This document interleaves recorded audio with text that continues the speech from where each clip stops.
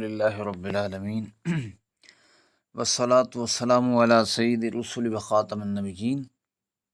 اعوذ باللہ من الشیطان الرجیم بسم اللہ الرحمن الرحیم۔ جی تمام احباب کیسے ہیں؟ امید ہے کہ آپ خیریت سے ہوں گے۔ اللہ تعالیٰ مجھے اور آپ کو اپنی حفظ و امان میں رکھے۔ الحمدللہ ہماری سورہ المائدہ جاری ہے اور سورہ مائدہ کی تقریباً 60 آیات بما ترجمہ اور مختصر تفسیر ہم پڑھ چکے ہیں۔ گزشتہ آیات میں اہل کتاب یہودیوں اور عیسائیوں کے بارے میں اللہ تعالیٰ نے کچھ ان کو ایکسپوز کیا جو مسلمانوں کو گمراہ سمجھتے تھے اور طنز کیا کرتے تھے، تو اللہ تعالیٰ نے ان کو ان کی تاریخ یاد دلاتے ہوئے جواب دیا اور تردید فرمائی کہ تم اپنے آپ پر غور کرو کہ تمہارے بڑوں کے ساتھ ہم نے کیا کیا اور کیسے انہوں نے نافرمانیاں کیں اور کتنے بڑے وہ گمراہ تھے اور کیسے انہوں نے پیغمبروں کو تنگ کیا اور نتیجے کے طور پر ان پر لعنتیں ہوئیں اور غضب لے کر لوٹے اور ان کی صورتیں بندروں اور خنزیروں کے ساتھ بدل دی گئیں۔ جی آگے دیکھتے ہیں کیا بیان ہو رہا ہے۔ وَإِذَا جَاءُوكُمْ قَالُوا آمَنَّا وَقَدْ دَخَلُوا بِالْكُفْرِ وَهُمْ قَدْ خَرَجُوا بِهِ وَاللَّهُ أَعْلَمُ بِمَا كَانُوا يَكْتُمُونَ۔ وَإِذَا جَاءُوكُمْ جب وہ تمہارے پاس آتے ہیں، قالوا تو کہتے ہیں آمنا ہم ایمان لے آئے، وقد دخلوا حالانکہ وہ داخل ہوتے ہیں بالکفر کفر کے ساتھ، وہم اور وہ قد خرجوا یقیناً نکلتے ہیں بھی اسی کے ساتھ، واللہ اعلم اور اللہ تعالیٰ زیادہ جانتا ہے، بما کانوا یکتمون جو وہ چھپاتے ہیں۔ اب اس آیت میں وہی اہل کتاب کا تذکرہ چل رہا تھا۔ اس آیت میں اللہ تعالیٰ نے ان کے یہودیوں کے منافق لوگوں کا ذکر کیا ہے، یعنی ایک تو ویسے منافقین کی ایک پوری جماعت تھی یا گروہ تھا جس کا قرآن مجید میں بڑی تفصیل کے ساتھ بیان آیا ہے، لیکن یہاں پہ اہل کتاب میں سے یہودیوں میں سے جو منافق قسم کے لوگ تھے، یہ مدینے میں بھی تھے اور مدینے کے قرب و جوار میں بھی رہتے تھے، تو یہ گاہے گاہے نبی صلی اللہ علیہ وسلم کی مجالس میں اور مسلمانوں کے ساتھ اٹھتے بیٹھتے اور کہتے کہ ہم ایمان لے آئے ہیں۔ تو اللہ تعالیٰ نے ان کو کھول کر بیان کیا کہ یہ کفر کے ساتھ آتے ہیں تمہاری مجلس میں، وقد دخلوا بالکفر وہم قد خرجوا بھی، اور اسی کے ساتھ وہ نکل جاتے ہیں۔ ان کی چینج ہونے کی نہ کوئی نیت ہوتی ہے اور نہ ہی یہ اپنے آپ کو تبدیل کرنے یا صحیح بات کو ایکسیپٹ کرنے کی غرض سے آتے ہیں۔ تو آپ کی مجلس سے جیسے وہ کفر کے ساتھ آتے ہیں ویسے ہی، مطلب ان پر اثر آپ کی مجلس کا یا نبی علیہ السلام کے احادیث کا یا صحبت کا اثر تو تب ہو جب یہ کفر چھوڑ کر آئیں، دل کے اندر کفر ہو اور اوپر سے اسلام کا نام لے کر یہ بیٹھیں، تو اس طرح تو نہیں ہوتا، بلکہ دل کا صاف ہونا بھی ضروری ہے۔ تو یہ جیسے کفر لے کر آتے ہیں وہی کفر واپس، بلکہ اس سے بھی بڑھ کر جب یہ قرآن اور حدیث اور نبی صلی اللہ علیہ وسلم کے بارے میں اللہ کے فرامین سنتے ہیں تو پھر ان کو اور زیادہ تکلیف ہوتی ہے اور کفر ان کا بڑھتا ہے۔ ظاہر سی بات ہے کافر کے سامنے جب اسلام کی دعوت ہوگی اور پوری شان و شوکت کے ساتھ اس پیغمبر کی عظمت بیان ہو رہی ہوگی جس کو وہ ماننے کے لیے بھی تیار نہیں ہے اور ایمان لانے کے لیے بھی تیار نہیں ہے، تو پھر اسے خوشی ہونے کی بجائے تکلیف ہوگی، چاہے وہ اندر سے کافر ہو یا اعلانیہ کافر ہو۔ تو واللہ اعلم بما کانوا یکتمون، جو ان کے سینوں کے اندر بغض چھپا ہوا ہے مسلمانوں کے خلاف، اللہ کہتے ہیں یہ میں زیادہ جانتا ہوں تم سے، یعنی نبی علیہ السلام کو بھی فرمایا جا رہا ہے کہ آپ ان کو نہیں جانتے اتنا جتنا میں جانتا ہوں ان کے دلوں کو۔ آگے وَلَوْ تَرَىٰ كَثِيرًا مِّنْهُمْ وَتَرَىٰ كَثِيرًا، اور آپ دیکھیں گے کہ بہت سے لوگ ان میں یسارعون وہ دوڑ کر جاتے ہیں فی الاسم گناہ میں، والعدوان اور نافرمانی میں، وَأَكْلِهِمُ السُّحْتَ اور اپنی حرام خوری میں، لَبِئْسَ مَا كَانُوا يَعْمَلُونَ اور کتنا برا ہے جو وہ عمل کر رہے ہیں۔ اب یہاں پہ بھی خطاب نبی علیہ السلام کو اور ان کے اکثر لوگوں کے بارے میں یہ بتایا جا رہا ہے کہ یہ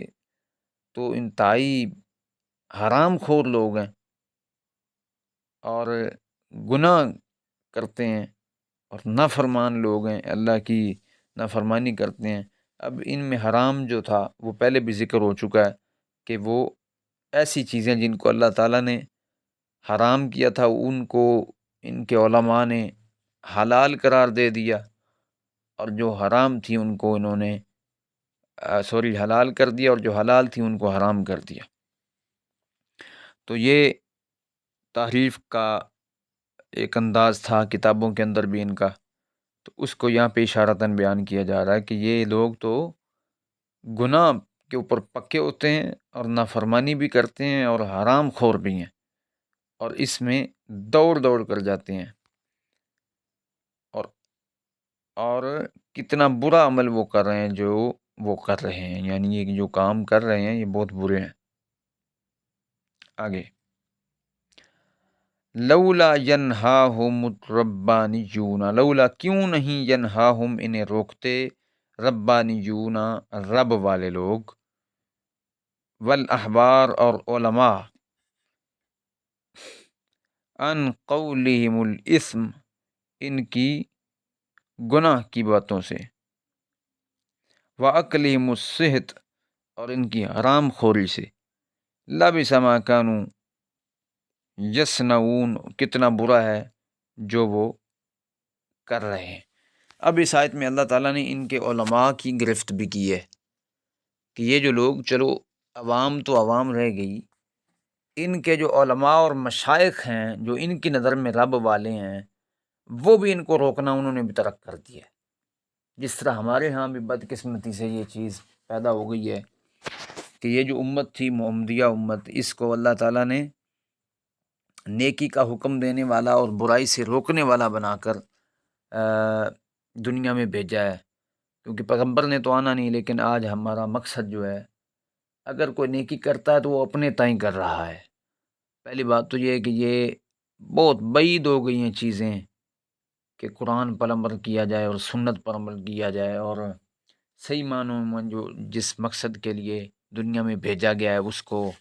یاد رکھ کر اس کے مطابق زندگی گزاری جائے۔ پہلی بات تو یہ کہ یہ بہت کم ہو رہا ہے۔ جو کر رہے ہیں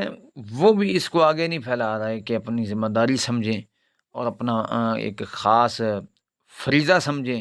جو اللہ تعالیٰ نے لگایا ہے کہ تم بہترین امت ہو، لوگوں کے لیے اخرجت للناس تامرون بالمعروف وتنہون عن المنکر، کہ تم لوگوں کے لیے نکالے گئے ہو جو برائی سے منع کرتے ہو اور نیکی کا حکم دیتے ہو۔ آج یہ منصب جو ہمیں اللہ تعالیٰ نے عطا کیا تھا اس سے بھی ہم غافل ہو چکے ہیں۔ یہ تو ہماری بات ہے نا۔ اب یہاں پہ یہودیوں کے علماء اور مشائخ بھی یہ کرنا شروع ہو گئے، بلکہ وہ تو ان کی تو ایک مجبوری بن گئی تھی، کیونکہ وہ نبی صلی اللہ علیہ وسلم کے بارے میں جو ان کی کتابوں میں جو پشین گوئیاں تھیں یا پیش گوئیاں تھیں ان کو چھپانا ان کی مجبوری تھی کہ وہ اس طرف جانے نہیں دیتے تھے اپنی عوام کو۔ تو ہمارے ہاں بھی ایسے علماء سو پیدا ہو چکے ہیں جو حق بات کی طرف اپنی قوم کو آنے نہیں دیتے۔ تو یہاں پہ یہ بات بیان ہو گئی کہ یہ کتنا ہی برا کام ہو رہا ہے۔ یا تو یہ اس کی وجہ ہے کہ علماء اور ان کے مشائخ خود حرام خور ہو چکے ہیں، کیونکہ وہ بھی رشوت لیتے تھے غلط فتویٰ دینے کی اور غلط باتیں بتانے کی، اور جھوٹ بولتے تھے اور بددیانتی کرتے تھے دین بیان کرنے میں۔ آج ہمارے علماء بھی کر رہے ہیں۔ اچھا، میں یہ ساتھ ساتھ اس لیے رکھتا ہوں کہ یہ آیات کوئی صرف یہودیوں کے لیے نازل نہیں ہوئی تھیں کہ بس ان کے لیے تھیں، اور بس جو بھی ایسا کرے گا جسے فٹ ہوں گی اسے گفٹ ہوں گی، وہ یہودی کرے پھر بھی، وہ عیسائی کرے پھر بھی، وہ مسلمان آج کا کر رہا ہے تو پھر بھی۔ تو آج ہمارے علماء اکثر جو ہیں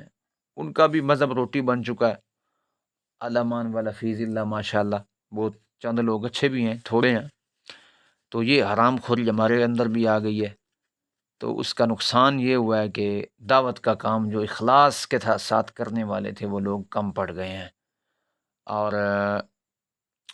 یعنی اس آیت میں ان کے علماء پر گرفت کی جا رہی ہے کہ وہ بھی نہیں روکتے ان کو حرام خوریوں سے، لبئس ما کانوا، بہت برا کام وہ کر رہے ہیں، یعنی ان کے، اور پیچھے عوام کے بارے میں فرمایا کہ وہ بہت برا ہو رہا ہے، اور یہاں پہ فرمایا کہ جو ان کے علماء کر رہے ہیں یہ بھی کوئی اچھا کام نہیں ہو رہا، بلکہ بہت ہی برا کام ہو رہا ہے۔ یہاں پہ ایک حدیث چلیں وہ بھی بیان کر دیتے ہیں، جو برائی سے منع نہیں کرتے ان کے بارے میں بہت ساری وعیدیں آئی ہیں حدیث میں، جس طرح ایک تو معروف حدیث ہے کہ تم برائی کو جو دیکھے تم میں سے وہ اسے روکے، ہاتھ کی طاقت ہے تو پھر ہاتھ کی طاقت نہیں ہے تو پھر زبان سے، اور زبان سے بھی نہیں کہہ سکتے تو کم از کم دل میں برا جانے، ذالک اضعف الایمان، اور یہ ایمان کا کمزور ترین درجہ ہے۔ اس طرح ابو داؤد کی روایت ہے کہ جو قوم ایسی ہو جس میں نافرمانی کا ارتکاب ہو اور اس میں روکنے والے بھی نہ ہوں، مفہوم عرض کر رہا ہوں، تو اس پر مرنے سے پہلے اللہ تعالیٰ عذاب نازل کرتے ہیں، ولیعوذ باللہ تعالیٰ۔ اور اس طرح ایک روایت میں آتا ہے کہ چلیں خیر وہ اس ٹاپک سے ریلیٹڈ نہیں ہے،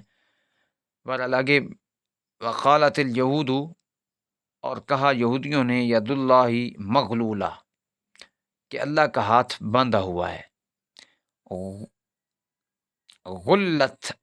ایدیہم، ان کے ہاتھ باندھ دیے گئے، وَلُعِنُوا، اور ان پر لعنت کی گئی، بما قالوا، اس وجہ سے جو انہوں نے کہا، بل یداہ، بلکہ اس کے ہاتھ، مبسوطتان، کھلے ہوئے ہیں دونوں، ينفق کیف یشاء، وہ خرچ کرتا ہے جیسے چاہتا ہے، ولا یزیدن، اور وہ یزیدن، وہ زیادہ کر دے گا، بڑھا دے گا ضرور، کثیرا منہم، ان میں سے بہت سے لوگوں کو، ما انزل الیک، جو آپ کی طرف نازل کیا گیا ہے، من ربک، یہ آپ کے رب کی طرف سے ہے۔ اب یہ تھوڑا سا بات سمجھیں گے جب تفسیر آئے گی، یہ اصل میں ترجمہ جو ہے وہ اکٹھا اس طرح ہوگا، تو غیانن، یہ یہاں سے پھر پیچھے ملے گا ترجمہ منہم کے بعد۔ قرآن کا ایک اپنا اسلوب ہے بات کرنے کا، درمیان میں وہ ایک جملہ معترضہ کہہ لیں یا ویسے بات آ گئی کہ یہ جو نازل کیا جا رہا ہے یہ آپ کے رب کی طرف سے ہے، تو ان میں سے اکثر جو لوگ ہیں ان کو اللہ کس چیز میں زیادہ کرے گا، بڑھا دے گا، طغیاناً، سرکشی میں، و کفراً، اور کفر میں، والقینا، اور ہم نے ڈال دیا ہے، بینہم العداوہ، ان کے درمیان عداوت کو، دشمنی کو، والبغضاء، اور بغض کو، الی یوم القیامہ، قیامت تک کے لیے، کلما اوقدوا نارا، اور جب کبھی یہ بھڑکاتے ہیں، کیا بھڑکاتے ہیں، نارن، آگ، للحربی، لڑائی کے لیے، تو اطفأها اللہ، اللہ تعالیٰ اس آگ کو بجھا دیتا ہے، وَيَسْعَوْنَ فِي الْأَرْضِ، اور وہ کوشش کرتے ہیں زمین میں، فساداً، فساد پھیلانے کی، واللہ لا يحب المفسدین، اور اللہ تعالیٰ ایسے مفسد اور فساد کرنے والوں کو پسند نہیں فرماتا۔ اچھا، اس کا ترجمہ ہم نے کر لیا، انشاءاللہ اس کی تفسیر کل کریں گے، وقت کی قلت کی وجہ سے تھوڑا سا یہ تفصیل طلب آیت ہے، لمبی بھی ہے، تو انشاءاللہ اس پر کل بات ہوگی۔ یہ ہمارا سبق تھا، اللہ تعالیٰ عمل کی، سمجھنے کی توفیق عطا فرمائے، قرآن مجید کو ہمارے لیے آسان بنا دے، دنیا آخرت میں کامیابی کا باعث بنائے، اور اللہ تعالیٰ اس قرآن کو ہمارے لیے سفارشی بنائے۔ وآخر دعوایا ان الحمد للہ رب العالمین۔